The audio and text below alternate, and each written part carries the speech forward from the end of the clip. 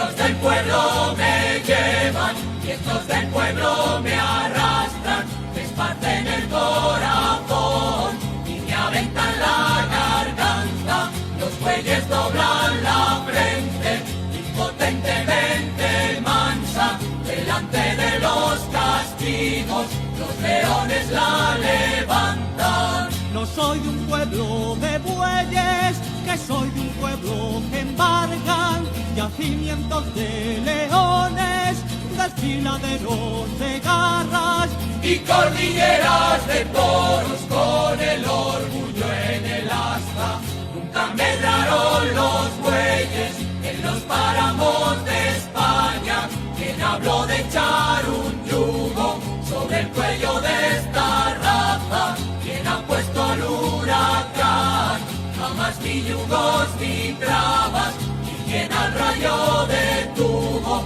prisionero en una jaula. Asturianos de braveza, vascos de piedra blindada, valencianos de alegría y castellanos de alma, labrados como la tierra y airosos como las alas, andaluces de aceituna, nacidos entre guitarras y forjados en los yunques torrenciales de las ansias, extremeños de centeno, gallegos de lluvia y calma, catalanes de firmeza, aragoneses de casta, murcianos de dinamita, brutalmente propagada, leoneses navarros dueños del hambre, el sudor y el hacha, reyes de la minería, señores de la labranza,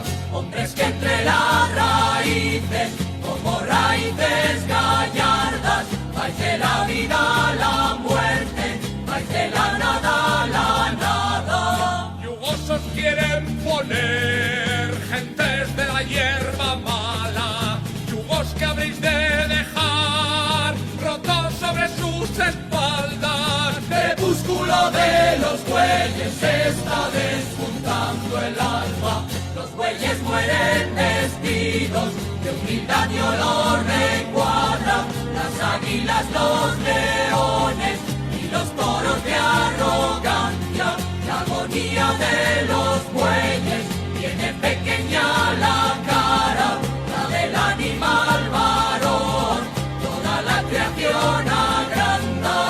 si me muero que me muera, con la cabeza muy alta, muerto 20 veces muerto, la boca contra la grama, Tendré apretados los dientes y decidida la barba, cantando espero a la